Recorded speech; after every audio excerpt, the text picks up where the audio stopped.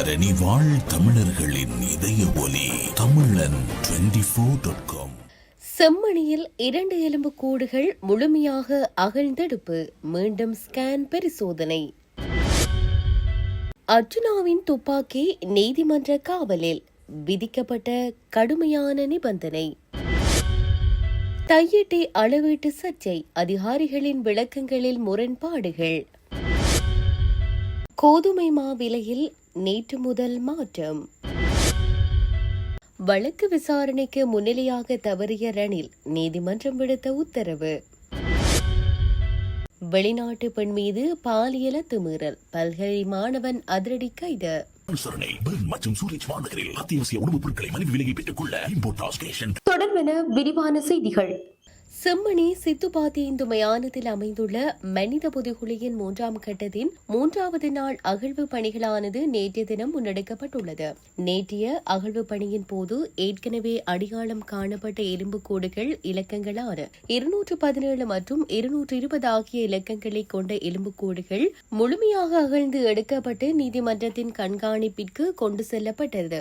இதுகுறித்து சட்டத்தரணி ரணிதா ஞானராஜா கருத்து தெரிவிக்கையில், இன்றைய அகழ்வு பணியின் போது ஏற்கனவே அடையாளம் காணப்பட்ட எலும்புக்கூடு இலக்கங்களான 217 மற்றும் 220 ஆகிய இலக்கங்களை கொண்ட எலும்புக்கூடுகள் முழுமையாக அகழ்ந்தெடுக்கப்பட்டு நீதிமன்றத்தின் கண்காணிப்பிற்கு கொண்டு செல்லப்பட்டுள்ளது. இதேவேளை ஏற்கனவே வடமேற்கு பகுதியில் அகழ்வு பணிகள் ஆரம்பிக்கப்பட்ட நிலையில் சில எலும்பு தொகுதிகள் அடையாளம் காணப்பட்டுள்ளன. அதில் எத்தனை எலும்பு தொகுதிகள் காணப்படுகின்றன என்பது சுத்தப்படுத்தப்பட்ட பின்னரே தெரியவரும். ஏற்கனவே கொடுக்கப்பட்ட தொல்லியல் ஆய்வறிக்கையின்படி இந்த அகழ்வு 1.5 அடியிலிருந்து 2 அடி ஆழமான நிலத்தில் தான் இதுவரை காலமும் எலும்பு தொகுதிகள் அகழ்ந்தெடுக்கப்பட்டன. ஆகவே அகழ்வு பணிகளின் ஆழமானது தொடர்ச்சியாக மேற்கொள்ளப்படும் அகழ்வு பணிகளின் போதே தீர்மானிக்கப்படும். ஸ்கேன் பரிசோதனை செய்யப்படும் போதும் தெரிவு செய்யப்பட்ட பகுதியை அந்த ஸ்கேனுக்கு உட்படுத்தப்பட்டது. பரிசோதனை உட்படுத்தப்பட்ட பகுதிகளில் அகழ்வு பணிகளை முன்னெடுப்பதோடு ஏனைய இடங்களில் எலும்பு தொகுதிகள் இல்லையா என்பதை உறுதிப்படுத்துவதற்கு மீண்டும் ஒரு ஸ்கேன் பரிசோதனை செய்யப்பட வேண்டும். குறித்த பகுதியில் உள்ள மண்ணானது கருப்பு நிறத்தில் இருப்பதால்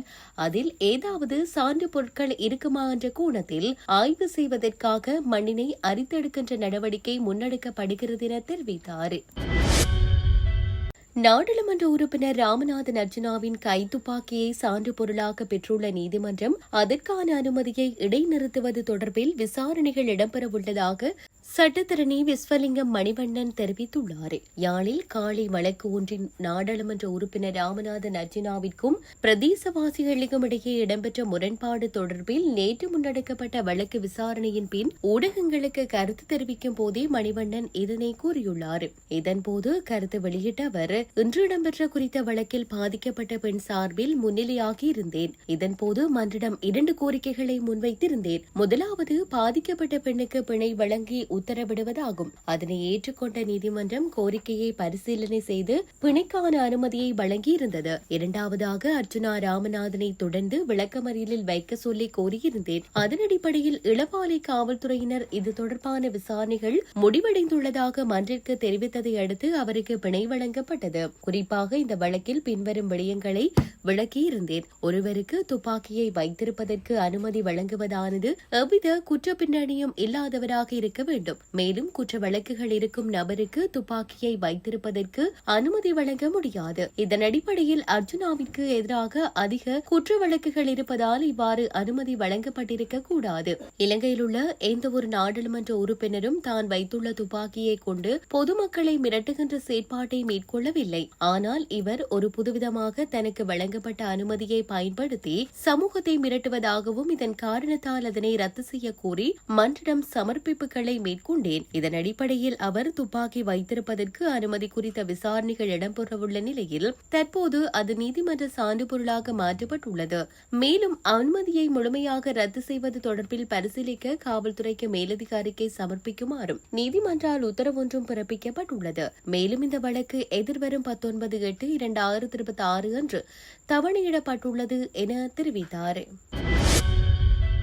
கையெட்டி விவகாரத்தில் காணி உரிமையாளர்கள் காணிகளை விடுவிக்கும் நோக்குடனே அளவீடு செய்யப்படுகிறது என்ற எழுத்துமூல உத்தரவு மொழியை கோரிய போது அதனை வழங்க அதிகாரம் இல்லை என்று அதிகாரிகள் தெரிவித்ததாக கூறப்படுகிறது. ஆனால் அதே நேரத்தில் 7 துறைகளைச் சேர்ந்த அதிகாரிகள் இணைந்து ஒரு பொது கடிதத்தில் கையெழுத்திட்டதாகவும் தெரிவிக்கப்படுகிறது. எழுத்து மூலம் உறுதியளிக்கும் அதிகாரம் இல்லையெனில் இத்தகைய கூட்டு கடிதத்தில் கையெழுத்திடப்பட்டது எந்த அடிப்படையில்? மேலும் காணி உரிமையாளர்கள் கேட்டபடி ஒரு திணைக்களத்தின் கடித தலைப்பில் உறுதிமொழி வழங்க முடியாது என அதிகாரிகள் கூறியுள்ளனர். பல திணைக்களங்களை சேர்ந்தவர்கள் ஒரே கடித தலைப்பில் கையெழுத்திட முடியாது என்பது நிர்வாக ரீதியாக ஏற்றுக்கொள்ளக்கூடிய காரணமா அல்லது இது பொறுப்பை தவிர்க்கும் முயற்சியா? அதேபோல 3 முறை திருத்தப்பட்ட கடிதங்களும் ஏற்றுக்கொள்ளப்படவில்லை என அதிகாரிகள் குற்றம் சாட்டுகின்றனர். ஆனால் அந்த கடிதங்களில் காணி உரிமையாளர்களின் அடிப்படை கோரிக்கையான காணி விடுவிப்பு உறுதியை தெளிவாக பிரதிபலித்ததா? இறுதியாக உறுதிமொழி வழங்க இயலாது என்று கூறிய அதிகாரிகள் அதே நேரத்தில் பொது கடிதத்தில் உறுதி வழங்கியுள்ளோம் என கூறுவது தன்னிலையிலேயே முரண்பாடாக இல்லையா? இந்த சூழலில் அளவீட்டு பணிகள் நிறுத்தப்பட்டதற்கான முழு பொறுப்பு காணி உரிமையாளர்கள் மீது மட்டுமே சுமத்தப்படுவது நியாயமானதா என்ற கேள்வி எழுகிறது. கோதுமை மா 1 கிலோகிராமின் விலையை 5 ரூபாவினால் அதிகரிப்பதற்கு பிரீமா நிறுவனம் தீர்மானித்துள்ளது.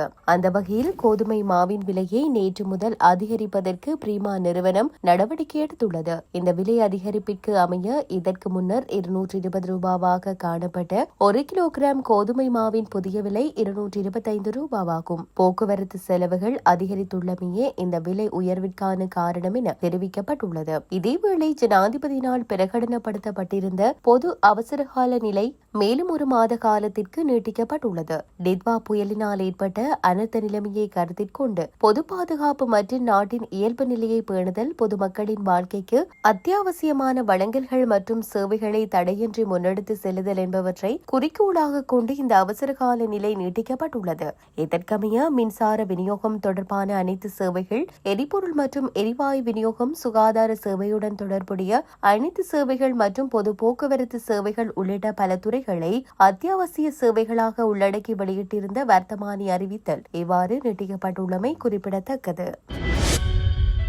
அரசு நிதியை முறைகேடாக பயன்படுத்தியதாக கூறப்படும் குற்றச்சாட்டின் கீழ் முன்னாள் ஜனாதிபதி ரணில் விக்ரமசிங்கவிற்கு எதிராக தாக்கல் செய்யப்பட்டுள்ள வழக்கின் விசாரணைகள் குறித்த இறுதி முன்னேற்ற அறிக்கையை வரும் ஜூலை மாதம் 8ஆம் தேதி சமர்ப்பிக்குமாறு கோட்டை நீதவான் இசுரு நெத்திகுமார நேற்று உத்தரவிட்டுள்ளார். இந்த வழக்கின் முதல் சந்தேக நபராக பெயரிடப்பட்டுள்ள முன்னாள் ஜனாதிபதி ரணில் விக்ரமசிங்க சார்பில் நீதிமன்றத்தில் முன்னிலையான சட்டத்தரணி திலீப மாரப்பன தனது கட்சிக்காரர் உடல்நல குறைவு காரணமாக நேற்றைய தினம் நீதிமன்றத்தில் முன்னிலையாக முடியாது என தெரிவித்ததுடன் அது தொடர்பான மருத்துவ அறிக்கைகளையும் நீதிமன்றத்தில் சமர்ப்பித்துள்ளார். முன்வைக்கப்பட்ட உண்மைகளை கருத்தில் கொண்ட நீதவான் முதல் சந்தேக நபரான முன்னாள் ஜனாதிபதிக்கு எதிராக குற்றப்பத்திரிகையை தாக்கல் செய்வதற்கு தாமதமின்றி விரைவான நடவடிக்கைகளை எடுக்குமாறு உரிய அதிகாரிகளுக்கு பணிப்புரை விடுத்துள்ளார். அத்துடன் முன்னாள் ஜனாதிபதிக்கு எதிராக குற்றச்சாட்டுகளை தொடர்வதற்கு போதுமான சான்றுகள் இருப்பதாக எதிர்பார்ப்பதாகவும் நீதவான் இதன்போது சுட்டிக்காட்டியுள்ளார். குற்றப்பத்திரிகையை தாக்கல் செய்வதில் ஏதேனும் தாமதங்கள் காணப்படின் அதற்கான காரணங்கள் முறையாக ஆராயப்பட்டு அது குறித்து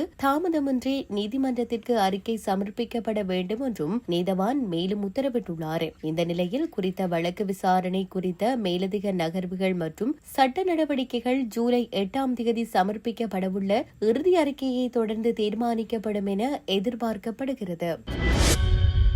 பிரான்ஸ் நாட்டு பெண்ணொருவரை பாலியல் ரீதியாக துன்புறுத்திய வாடகை வாகன சாரதி ஒருவரை உணவட்டுன காவல்துறையினர் கைது செய்துள்ளனர். பாதிக்கப்பட்ட வெளிநாட்டு பெண் சம்பந்தப்பட்ட வாடகை வாகனத்தில் பயணித்துக் கொண்டிருந்த போதே இந்த சம்பவத்திற்கு முகம் கொடுத்துள்ளதாக தெரிவிக்கப்படுகிறது. இதன்படி கைது செய்யப்பட்ட 25 வயதுடைய சந்தேக நபர் ஒரு பல்கலைக்கழக மாணவர் என்பது விசாரணைகள் மூலம் தெரியவந்துள்ளதாக காவல்துறையினர் தெரிவித்துள்ளனர். இதுகுறித்து உடனடியாக செயற்பட்ட உணவட்டுவ காவல்துறை பிரிவின் பொறுப்பதிகாரி உப போலீஸ் பரிசோதகர் அமில பிரியங்கர தலைமையிலான குழுவினர் சந்தேக நபரையும் அவர் பயன்படுத்திய வாகனத்தையும் கைது செய்துள்ளனர். இந்த நிலையில் சம்பவம் தொடர்பான மேலதிக விசாரணைகள் மேற்கொள்ளப்பட்டு வருகின்றன.